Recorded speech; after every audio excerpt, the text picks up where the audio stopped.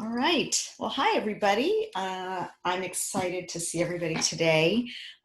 Today's theme is it came to me kind of this on like Monday morning when I was, or Sunday when I was thinking about just kind of what kind of practices and what kinds of things are creating any barriers or what gets in my way.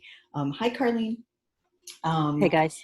and I was thinking about this idea of the difference between design thinking and overthinking and the what's been kind of going on in the design field for like 20, 25 years and some new things that are coming up around that.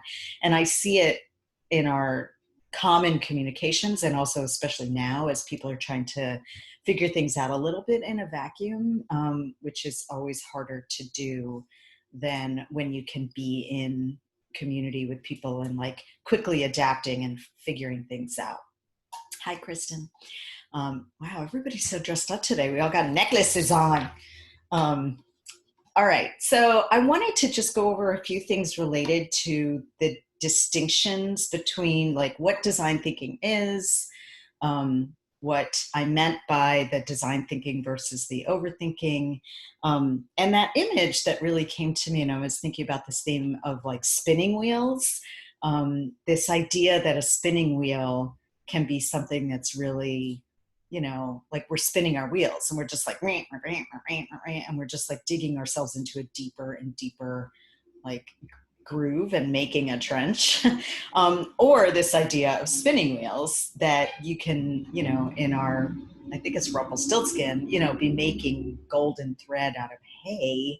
This idea of taking this like of a thing that we don't consider to be in any kind of value or beauty or any of that, and by using and working through some kind of tool and our own hands, that we can make unbelievable things.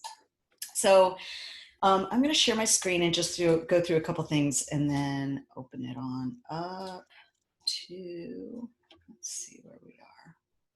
All right. I want to get back to that guy. Okay. So about, I would say it's been for the past 20 years that I think this concept of design thinking as a discipline has really emerged very strongly in the academic realm, in the design realm, in the teaching realm, in the executive realm. There's just been a lot of talk about design thinking. I think in the last 5 to 10 years, especially, but in our field as designers and makers, it's really been like 20, 25 years of this. And I think one thing to contextualize this idea is that this grew out of a response, which most, kind of codified ideas come out of some response where, we were coming out of the tech bubble. A lot of maybe from 1980 to 2000 was a lot of like really ramped up like technology design and ways that people were using tools that needed to be designed for our new like entry into our new way of living. Communications, time, planning, even space planning, even like uh, population growth and how people were planning spaces. And a lot of what is the great thing that came from this design thinking movement is the idea that we need to first be thinking about the people that are going to be using the stuff that we're designing. And that's a totally important thing to be thinking of. Let me just show that in. And a lot of what we've been talking about in terms of communication and promotion, where I'm really emphasizing like the audience, thinking like your audience and going into your audience's mindset, that's essentially empathizing with your audience. And there wasn't enough of that in the design field, or I would argue in the like creative fields in general, including arts and craft and like productions, theater, all of those things.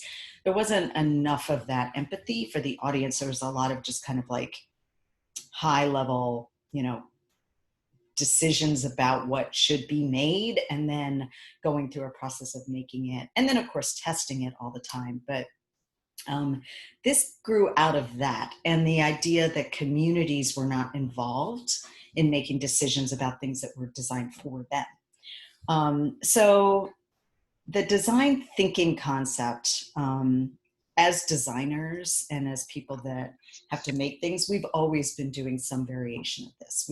Everybody does this. Everybody does some backwards thinking from what they're trying to do or a problem they're trying to solve.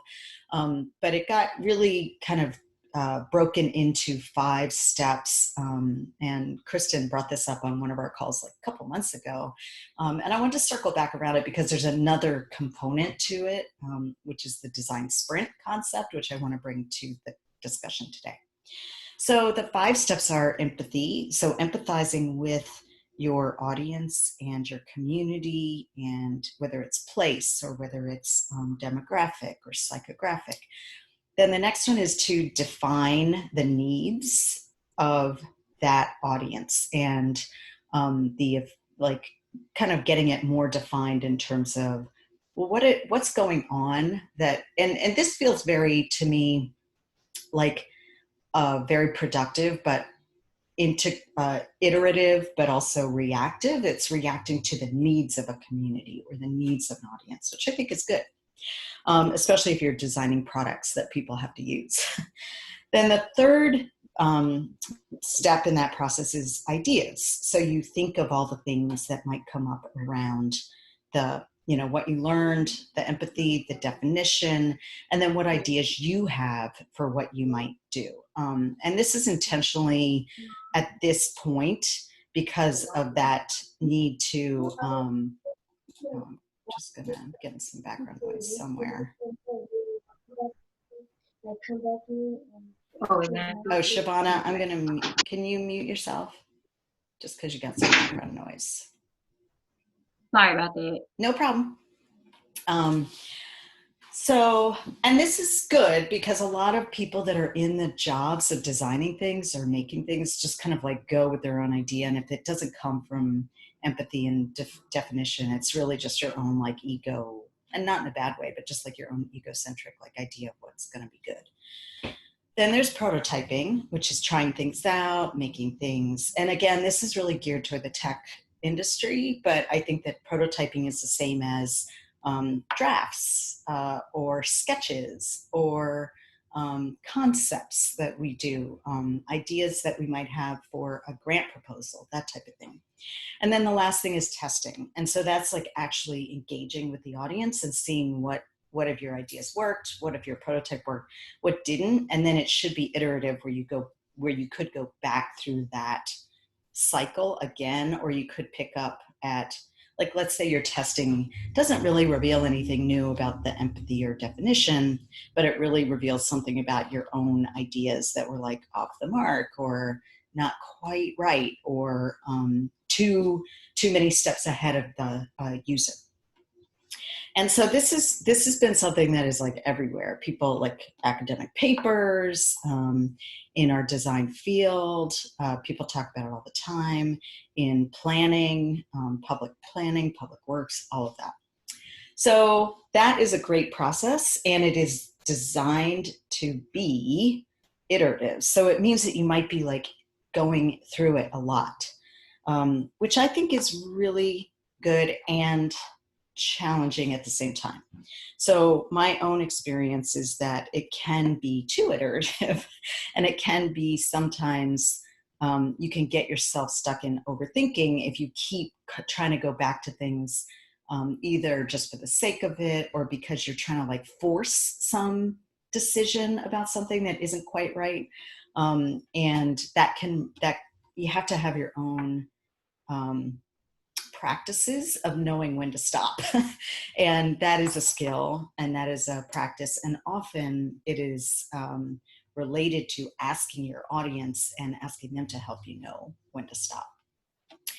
I wanted to raise this other process, which is kind of a balance between this design thinking model that a lot of people have been using, which is can be a long and drawn out model, to what's this newer concept called the design sprint. And the design sprint is actually time-based. It's like a 5-day max that is broken into these 5 sections. You could also do these 5 sections in one sitting, or two, over a period of a day. But it has some of the same elements, but it has some different, like, explicit things and some real differences from the design thinking model. So the first thing is being explicit with starting at the end. So starting at the end presumes that there's some sort of goal or end concept. And that means that, and that's a lot of what we've been talking about in the role of being stewards or leaders. Sometimes we have to have an end goal in mind before we even start doing anything. And in the design thinking process, the end goal might be more broad or might be more about engagement than anything else. So starting with the end goal, I think, is something that's really key for my own process and for designers that make things like this. That includes mapping. So this mapping area is like, start with the end, ask other people, ask experts, not just users, but ask people who have expertise in whatever the area is that you're looking at, and then focus and target what you're trying to do. And this is where that audience mapping comes into play. Then the second step is to sketch. And so this is the ideas section, but it's really about like doing your iterative work in this slice. So you're sketching a lot. You're being really inclusive. And when I sit down to do a design concept, I do so many like little doodles and sketches and lots of paper, like doing different ideas. And then I'm kind of refining it there. And then I'm identifying, okay, this one, this one, this one. Then the third step in this process is decide. And this is the difference between the design thinking, a huge difference between design thinking and the design sprint model, which is at some point you stop and you decide and you actually start mocking things up. You might write a first draft or an outline. Before you even write a draft, write an outline. Do a sketch, create a storyboard of the experience that you want to have someone have at your event, where it's really about, having a bunch of things in the middle, but then you're starting to hone in, and then you're deciding which approach you want to take. There's a million ways to pet a cat. Fourth, then, is prototype. So now you know what you're doing, and then you're just like doing a version of it, but you're not attached to it having to be the final version of it. What's most important about a prototype is that it is organized, it is designed, but the distinction between it being concepts and being final are the really important thing about prototyping, is that you're not attached to it being done. So you're not spending any time on the like tweaky things that would make it the done thing. You're spending time on making it work. Let me let someone else in. Laura's here. Great. And then the last step is the same as the design thinking step, which is test. And I think this is really important to identify that testing is the common absolute between these two methods. And these are not mutually exclusive methods in my mind, but they're very helpful to look at as being in balance with these two methods. But testing is an absolute. And that is something a lot of people in our field, when we're making something or writing something or designing something or creating a game plan for an event, we do not do enough testing with the audiences. And I think testing is a whole other webinar that we should probably do separately. But testing doesn't mean this big, huge like focus groups and double blind and all of that. It means just being bold enough to go out and ask some trusted sources who represent your audience to help you get another set of eyes on what you're doing. In some cases, it might be your team, but I don't think your team, I think your team is probably even a little bit too close to it. So by this nature of testing being at the included in the design sprint version of design thinking, I believe that this actually does bring you into an empathetic need to interact with an audience. And that if you don't have time or aren't necessarily trying to build a community, this approach may be your best approach. But again, I think there's a lot of elements from, I do think that testing and empathy are kind of wrapped into each other. And in the design sprint method, testing is the empathy moment. And you need to treat it like that. You're not just going out to test to get confirmation that your idea and your decision and your prototype works, because if you're attached to that, you will be really, in a really uncomfortable position. But if you think of testing as an empathetic connection to finding out what people need and what will really be the best way to remove a barrier and make something move forward, then that they serve the same purpose. So I think there's two other things I wanted to share, which was thinking about the experience you want to have when you're designing anything, because your energy is really important and valuable, and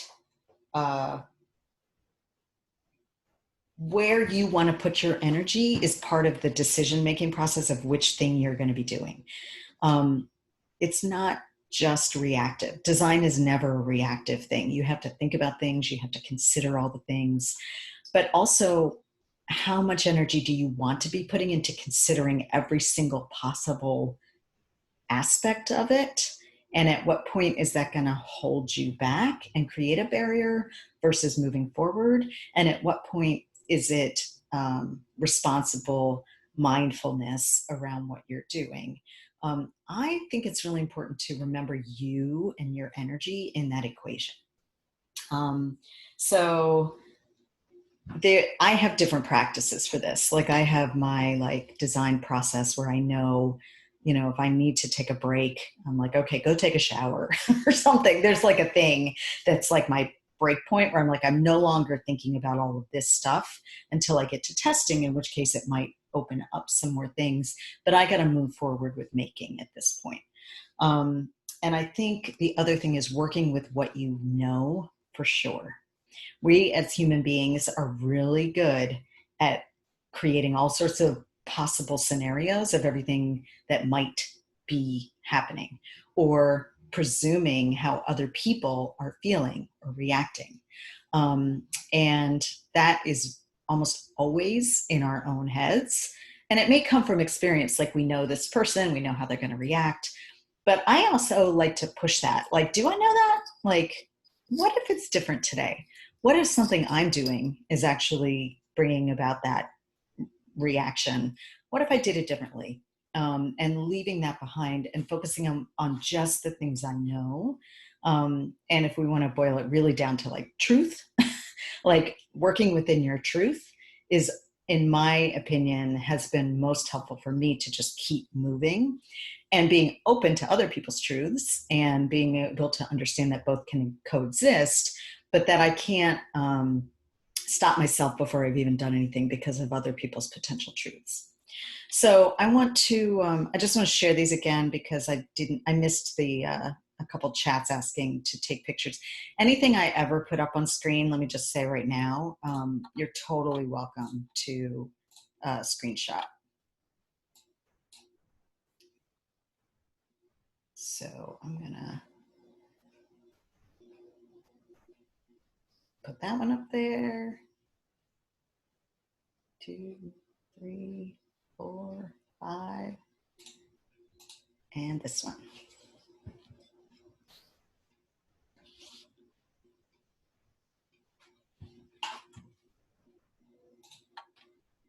Okay. And if you need me to send you, oh, Okay, all of that was for. Okay, cool. All right. So, um, those are my thoughts on the challenges of design thinking versus overthinking. And let's open it up for that and for any other questions that people wanted to bring to the group today.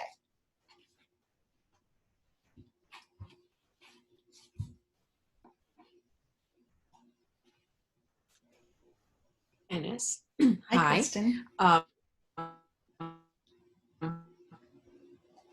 I think one thing that I don't know if you can see this book. It's in reverse, but I'll put it in the chat. Glimmer. It was written by Warren Berger, and about 10 years ago, it came out as like the thing to think about design. And I heard something I think on NPR, and I bought it, and I found it to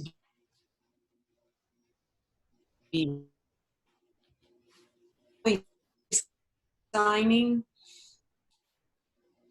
are often not correct, and sort of the testing part, how important it is. It had some really good case studies. Anyway, I bought the book for the board because we were in this like mode of strategic planning. And, you know, I think as an artist, I always bring that to the table and I talk about it with my staff, you know, that we just turn things upside down and we take them apart and we're like, okay, and how can we rebuild this? So very much design thinking driven. But I think that one thing that in working with you that's been really interesting, and I catch myself sometimes where we're focused on the what we're going to do without the why, which is the starting at the end. When you say to us, well, but what's your goal?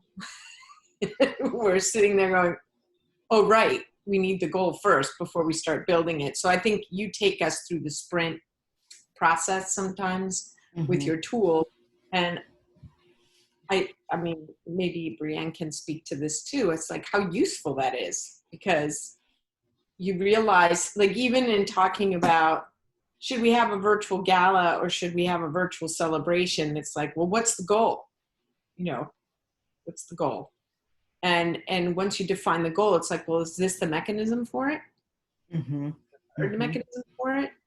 And I think what's really helpful to that, to the point, with the defining your empathy and your defining, however you want to say that, is to really think about your goal in terms of who your audience is and what their needs are. And we do that with that promo tool, right? It goes in to define your audiences and their needs and what we need from them. Because a lot of times, you know, we did this with our gala. We think, you know, we need to do this program. We need to do this. We need to honor people. We have to have this. And then when we start planning it and how much work goes into it, we go, well, wait a second. What's our audience going to be receptive to? Because why are we going to put all this energy and all this planning into something that they're not going to be engaged with, right? And so you have to, you know, take that and use that audience to help define. And sometimes you have multiple audiences, so you have to think it through. But I think that combination, being able to put that filter on it, is so helpful. Yeah, that's why I think it's a balance between those two things. I think sometimes you need to do sprint because of, you can't have every single person's opinion and idea. You know, sometimes you're just like, we got to do a thing. But I do think that it's a balance between those two. I think that there's a process that I have learned. I think many of you here, I've told you that I'm in a mentoring program for highly sensitive entrepreneurs. So I identify as somebody who's highly sensitive, that is like really, you know, attention to detail, and a lot of like, there's a lot of characteristics of being highly sensitive. And there's a lot of strengths to that, and there are a lot of shadows to that. And the shadows can be overwhelmed and overprotective and judgmental of self and judgmental of others. There's all these characteristics. And if you're interested, you should definitely look it up or talk to me about it. But one of the exercises that we do when we're trying to figure out like what is the goal is a little bit of an interesting exercise, which is, well, what don't I want? What don't I want to feel? Which I had a little bit of resistance to at the beginning, because I was like, why would I be defining my thing by what I don't want? But I can very quickly come up with a list of things I do not want. Like, it is really helpful. It's like, I don't want to feel flustered. I don't want to like feel agitated. I don't want to be late. I don't want to have technology not work. I don't want like whatever. Not staying in that space, but what don't I want? What don't I want to feel? So that's separating the like actions from feelings, which I think is important. Like, I don't want to feel embarrassed. I don't want to feel overwhelmed. I don't want to feel scared. I don't want to feel like a dummy. Those kinds of things. Then what do I want? And what do I want to feel? And then what do I want others to feel? And that has been a really key thing for me, to be able to stop and step back. And that's that empathy part. But it's also, I want people to feel trust. I want people to feel happy. I want people to feel good. I want people, whatever it is. And then what is my inspired action from there? And that's yet another tool for that process. It's not the actual designing process, which I think those two, the design thinking and the design sprint, are more about like getting to an end result, but more about before you even go into any of that, thinking those things through can give you either the goal, it gives you the goal, and it gives you the audience needs. It's so interesting we're having this conversation today, because I'm actually going to be working on finishing up a proposal this afternoon with a UX designer that we are co-submitting to a UX conference in New Zealand. I'm not going to get to go to New Zealand because New Zealand's not letting Americans come there. But the conference is very graciously letting people submit proposals that we can present remotely. But I met this person through Seth Godin's freelancers workshop, and she helped with the launching of my new website. Actually, Ennis participated in that. So Jill interviewed her in my discovery process for my new website. And it was so amazing to have a UX researcher as a part of the discovery process. It's not something I'd ever done before. And she just delivered this package to me of like these amazing interviews of people like talking about my work and what my website should be saying about my work. But I also did coaching with her, and she came back to me and she said, I think that you as a storyteller have something really that is missing in this empathy piece with UX, because they say they're doing it, but they're like playing at it. Right. So everybody, UX means user experience. If you don't know what that means. Sorry. No worries. No worries. Yeah, I think it's like hand in hand with what you're talking about in terms of design thinking. So I think a lot of folks, I think artists, like empathy is, we just take it for granted, you know? And I think that because there's like this short walk to empathy in the work that we do, that folks who do design in other ways don't always get. Like they think that they do, but they don't, you know? Yeah. So I think it's also, you know, socially gender informed, like from a social construct, that being taught to be empathetic is something that tends towards certain fields or certain like gender norms, things like that.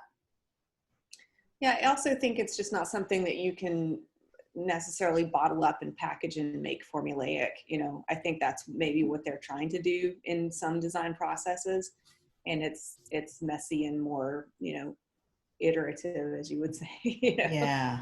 Yeah, totally. I think we're in a really interesting time because we're calling out all the systems that are designed that are flawed, right? And I think design thinking inherently begins with a sense of dissatisfaction with the status quo. Totally. And how can you make something better? And it's really interesting to be in a moment where like the whole country is reacting to it, whether they want the change or they don't want the change, right? So, so there's that in terms of the socio-political and economic systems that are in place so the design is what the politicians are trying to sell us right now, right? Vote for us, we're going to design this.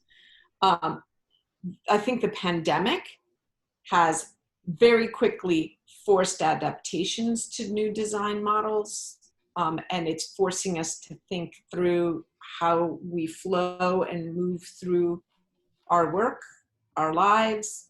So if ever design was on, whether we're conscious of it or not, we're doing it. Mm-hmm. Right?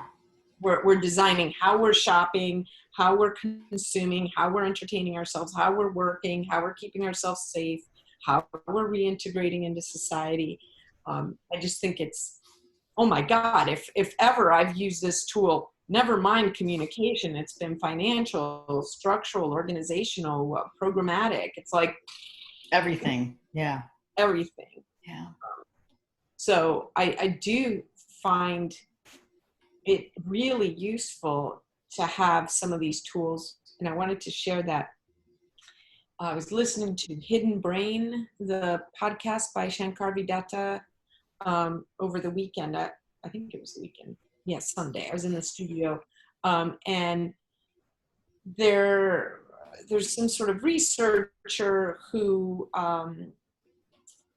was talking about the visual goal as helping to achieve the goal. And she did some research on, how is it that like marathon sprinters win or achieve like these incredible goals. And during a moment where she was very busy, like I think teaching and writing, and she had a baby, and she said, okay, I'm going to learn how to play the drums for this song. I want to learn how to play the drums and coordinate my body. And so through this, she did the research of the people that achieve exceptional goals really do a narrow focus to get to that goal. And so it was the tactics of like, okay, you can't boil the ocean, but you can dip your toe in. Okay, now you can step in, that kind of thing. That, how can you break it down into steps? And if you can define what it is that you want, then you can narrow the path to getting to that goal. So that might be something interesting, because all of these concepts build in our toolkits as we come into the challenges. I love the idea too of kind of like visualizing that whole idea of visual, obviously. Like these things may not, that's the whole point of posters and like Yes. inspirational and stained glass windows, and like that's the whole point, is to have some sort of visual reference to just like keep it in your mind, keep it in your periphery, keep it there. And the act of even designing what that is in and of itself a prototype. Yes. And I think, again, I'm saying it in 2 minutes, and it was an hour-long conversation with a lot of, I can't remember names to save my life, but I will say that when she spoke about the visuals, I sort of went like, oh, it's a poster. But it was actually, think about like as an artist, you visualize the work that you're going to make. Or I think about the campus being renovated. Or you running a marathon, like you seeing yourself running that marathon. Yeah. In your mind's eye. And so it comes back to like, if you can describe it, you can achieve it. Right? You can describe it, you can achieve it, because you can break it down into steps. Yeah. Kind of circles back to David Grant and creating the rubric, which is basically a map of how would it be, how would the ideal be, where am I now, how can I get here, what are the steps I need to take to get here. Yeah, that's cool. That's so true though. Like I have that visualization right for this virtual craft fair that we're doing, like, right, you get to that point where you imagine, okay, because I'm organizing this event, right, but I'm also going to have a booth as an exhibitor.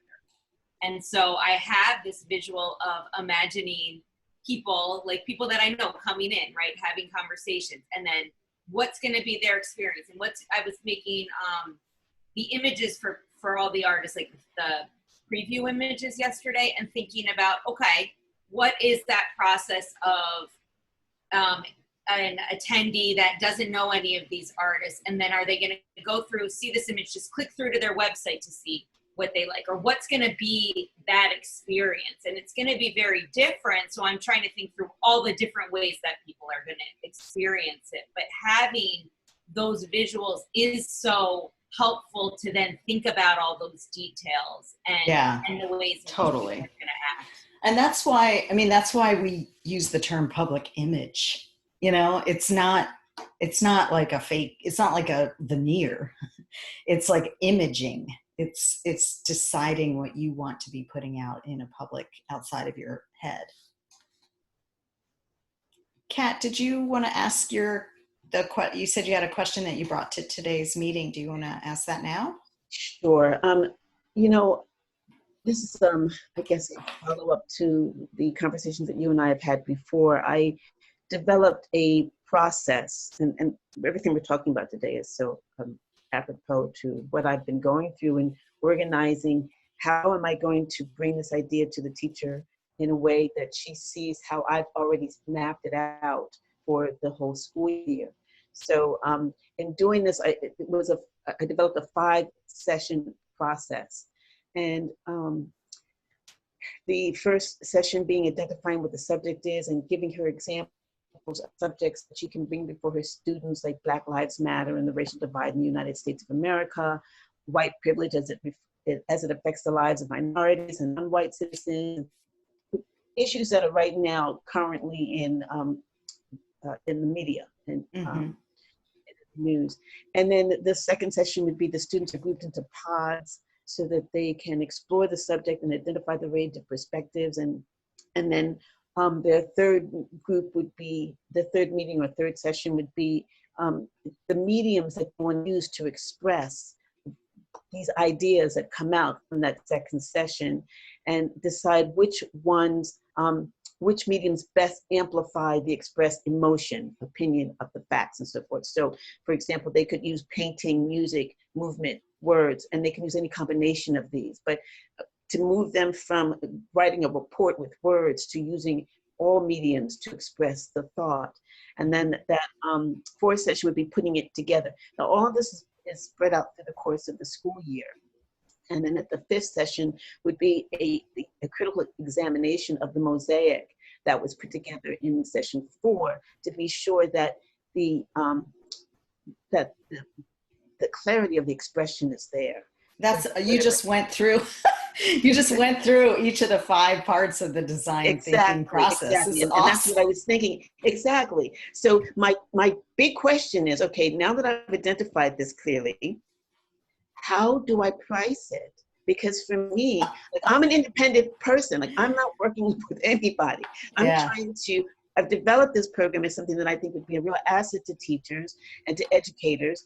I want to make it available to them, but I do need to have an idea of what to charge, because I realize that, you know, money is scarce. People, school budgets have been cut. So how can they see the value in this? How do I price it so that it's not undermining the value of it, but at the same time, it's something that they can take advantage of, that going forward, prices could change, but at least for now, for this course, they could actually take advantage of it. Yeah, okay. Well, we may want to stay on the phone for the next 6 hours and have a whole workshop on how to price your stuff. That's what I was afraid of. I think everybody here would probably benefit from that.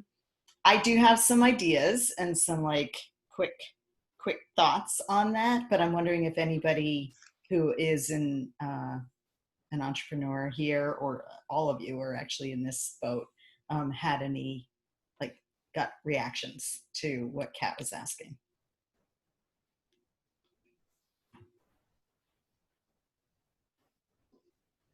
I don't have a solution, but I think it's about kind of being resourceful.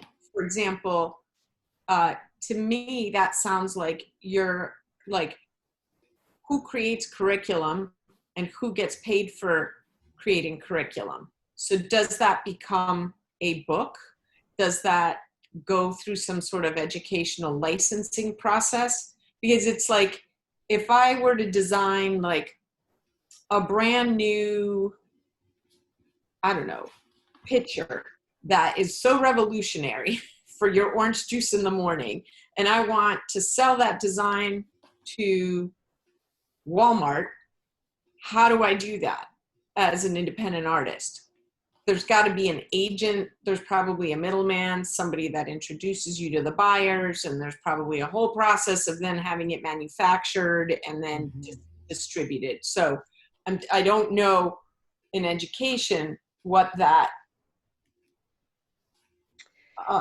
Yeah, I hear what you're saying, and I'm not sure that I won't say it doesn't apply, but I mean, I see myself as being the person who is the consultant that is brought in to work with the students on each of the steps. So teachers are being informed of the overall process so that they understand it, but I'm actually the one that's leading the students through it. Yeah, but you are providing, I do think the applicability here is that you are providing something that is a complement to whatever curriculum designing is happening or whatever the school experience is. You are providing something that is part of their business model, if we were to break it down into that. And I do think that's where what Kristen's saying does apply. I think there's two, oh, go ahead. I was going to say, it's content. You're creating content. And actually, we've been thinking about this from a programmatic standpoint at Peters Valley, because I'm thinking, Kat, you're not going to be able to go into the schools necessarily. It might be something that's a Zoom workshop with the students, right? And so we've been thinking, well, what could we provide? Could it be for homeschoolers? Could it be for people that are at home getting 3 hours of online instruction? Will the parents want to pay for this? Additional arts training? Is there something, you know, in the back of my mind, it's like, well, wouldn't that be a great thing if we could, because we have access to artists, and that could we put them to work through this network? But I don't know how we would tap into that. It's the same problem. So I think there's two things, like broadly, that I would say, Kat, that you need to be, two perspectives you need to be thinking from. And then a couple of other thoughts based on what Kristen was saying, and other people, please jump in here. But as I think actually, before I get into the two, is the one lens. I think you need to be making a decision, and I think you already have, because we've talked about this one-on-one, is, are you creating works that are an expression of your expertise and your understanding and your as an artist, or are you creating just a thing for this specific school and this specific teacher, that relationship?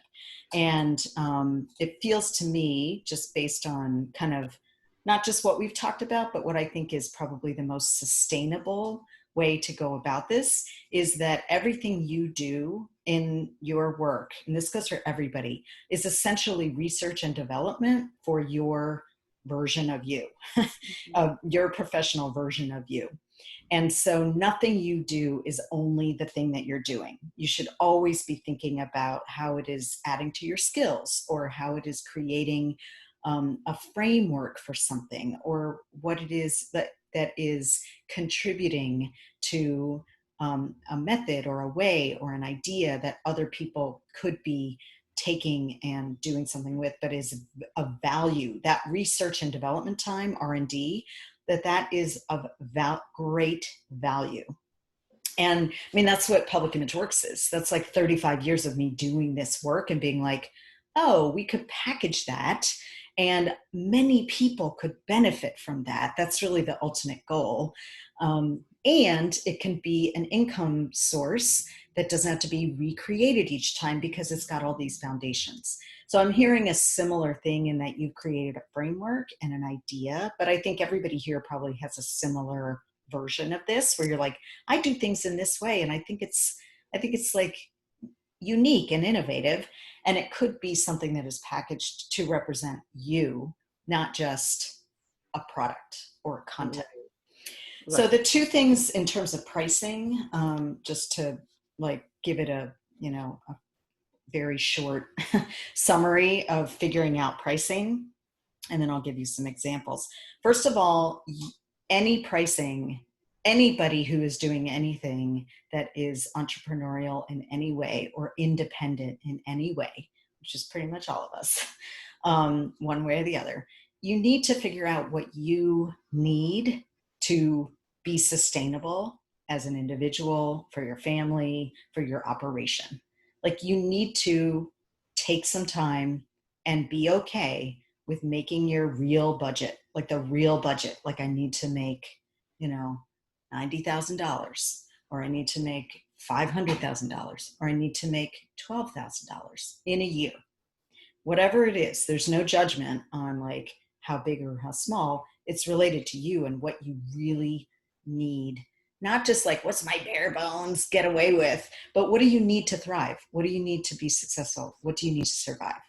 I think, again, we go back to the gender roles. I think often we are in a position where we're like, okay, I can get by with whatever. And that's not helpful for figuring out pricing. So everybody should know what they need to live their best life in a reasonable, sustainable way that isn't like greedy, crazy, like I need $1 million. If you do, that's great, but not just like a random number. Like, do it based on your life and do it based on what you think you need to live. If you're going to be an independent that has your own income stream, you have to figure that stuff out. Then the other approach is what the quote unquote, what the market will bear. I used to spend a lot of time, and you'll hear it in the entrepreneurial world, of like, well, you don't want to undervalue your thing because then people won't take it seriously. And you're going to hear that a lot, and you're going to think that too. And I will tell you from my personal experience that they have nothing to do with each other. And you cannot control it. You cannot control how other people value you through a dollar sign. Like, it's just not the way it works. So my experience and the tie into what Kristen is saying, what I have found is the most effective way to do pricing. Now, I've been doing this for 25 years, so it's very intuitive for me to be like, this is this much, this is this much, this is this much. But I do have I worked backwards from that budget I was talking about, and I figured out my hourly rate, and then I applied that to the project. And then I'm like, yeah, that feels right. Okay, I would spend that. But the other thing I do, which everybody who's worked with me here can attest to this, is I find out what the budget is, because I often undervalue just because I don't really need it. I don't really need that much, but they might have gotten a grant for $25,000 and I'm there charging 10. And nobody wants to tell you what their budget is. First of all, they won't tell you because they probably don't know. Like, most people don't go through a real budgeting process where they're really like, yes, this is our budget, this is all I have to spend. But we all know how that works. When we know that we only have $500, we go out and we're like, okay, I got $500. How can I get the most for this? So a lot of people don't tell you their budget because they actually don't have a serious commitment to a specific dollar amount. The other is they don't tell you because they don't trust. We live in a world which is all about like capitalistic, like competition and distrust of people expressing what it really takes to do something. And they think and even if we individually don't think that, we live in a world that basically distrusts people with money, distrusts that people can say what they need, distrusts that people will do what they can with what they have. In reality, I mean, that's why you hear about welfare mothers, and it's a basic cultural problem we have of distrusting people to be working with money in a way that doesn't make them like blindly like crazy greedy. For good reason. A lot of people are blindly crazy greedy with resources, but not most people who are actually working at stuff. they're actually really trying to like make it all work. So I actually think it's a radical act to ask people like, well, what's your budget? What is the school district's budget for outside consultants to come in and run a program? And they may say, we don't have one, in which case you can then say, well, what I would normally charge would be, $10,000 for this. Will that work? And go with like the highest amount that you feel like you need within your budget. And then they're like, oh no, I was thinking more like 500. And you say, well, is 500 your budget? and then they might be like, no, I thought that's what it would cost. And then it's like, well, no, that's not what it costs. So where do we go from there? I can't imagine in this day and age that you can have a cookie cutter pricing for anything. Like that everything costs the same no matter where it's distributed. So I think that those are all, there's like math involved.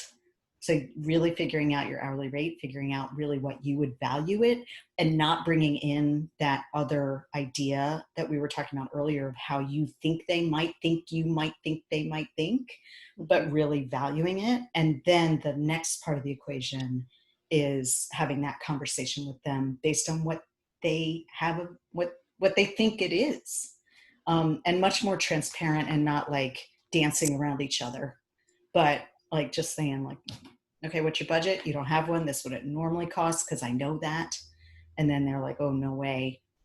If they are saying no way, no thank you, then they never would have been interested to begin with. If they're saying, oh, no, that's not what we thought. Could we get it for half? Then they're interested in the program itself.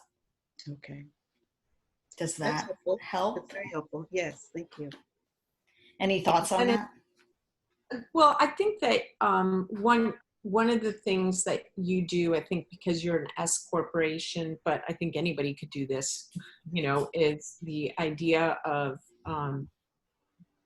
the way you work within a budget and you match and you give. And I think there's something really smart about that, because the reality is, while I'm employed full time, the job is on my mind all the time, right? So it's not like at 5 o'clock I stop thinking about what I'm doing and I'm switching it off and just going on to to play. I mean, and that's really hard for me to do. So I think that with something like this, it could be like a sliding scale depending on the school system. It could be, this is I charge this and I'm giving you this because I'm so passionate about this. Right. And so then there's like, what I like about that approach is that it's the real value benefit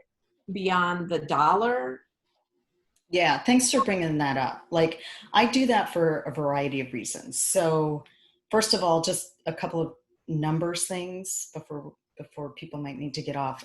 When I say figure out your hourly rate, you do it based on like 2,080 hours is the way that you figure out a year.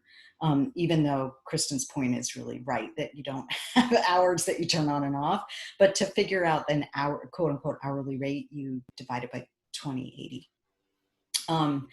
Another technical thing I just wanted to raise is that when you're on Zoom and you're holding up something, it's only backwards to you, Kristen. Like, it's not backwards to everybody else. I've heard a lot of people say, oh, what I'm holding up is backwards. It's because there's a setting to mirror so you don't feel like you're in a weird mirrored version of yourself, that your own camera gives you your own version, and that makes things look backwards.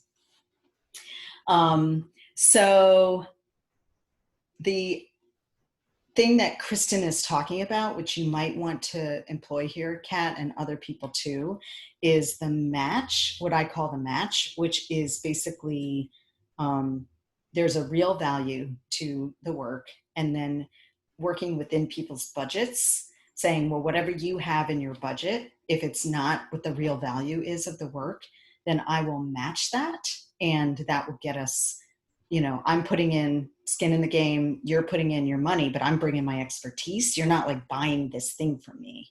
And it's very much about collaboration and shared power. And I even try to do that when I'm like working with people who do have the full budget, because I'm not in a service-based business. You don't cash and carry with me. You don't come in and customize something and buy it from me. You're working with me and you're bringing me in because of my expertise, and you're bringing your expertise and you're bringing your resources. But the other thing that does is it makes it really clear that we're in collaboration. And in some cases, it's very public. So the Arts Ed Now campaign that we do in New Jersey, we are on their website as a creative partner because we put in so much extra time we match their totally reasonable budget into our extra like work that we want to do within our mission. And so we are public about that. And Kat, you might want to be considering that, because then it makes sure that it's not just that you're being paid to bring a program into a school, but that if you're matching with your own sweat equity, that there's also like people know that you're doing that and you have the ownership over that program. And I'd be happy to send you our agreement, which states like every creative output is collaboratively owned by the people that are working together. And, if anybody goes and tries to make money with it, we have to renegotiate. And there's all sorts of details. That would be very helpful. Yeah. That would be great. Thank you. Real quick, I like this thinking that how can independent artists, if you were to think about all the hours you put into making the work, the hourly rate is ridiculous, right? So there's a sense in that. There's a place in that, maybe in the way artists could start talking about, the value of the work and the part that you're giving away, because you can't even charge what it's really, you can't even charge for it. Mm-mm. I mean, so it's like the intangibles. And how is it that we can express it? I mean, I know Brianna and I have been talking about it because she's trying to make a line of earrings, and, again, you get to the material and time, but there's a lot more than just the actual time you're holding the tools to make the work that goes into making that work. Yeah. And I think that's where being a thought leader is the magic sauce there. Like, it's not about expressing how many toiling hours of thought you put into it or how much you love it or any of that. The secret ingredient there is just being out there, like talking about it and writing about it and sharing it and doing it in ways that really demonstrate that you are the thought leader on this thing. Yeah, I think that's great. Cool. Well, this was a fun conversation today. I'm rejuvenated. Any last thoughts before we get off the phone? Thank you for sharing that podcast, The Mind's Eye. Definitely listen to it. It's pretty good. Cool. Yeah, thank you. Yeah. And I do get the transcript of the chat. So if you missed anything and you're trying to find something, just let me know and I can email it to you. All right, everybody. Well, tomorrow afternoon at 1, we do our Embodying Anti-Racism in Communication and Action. And we will see you next week here too on Wednesdays. All right. Take care, everybody. Have a good week. Thanks. Thank you. Bye.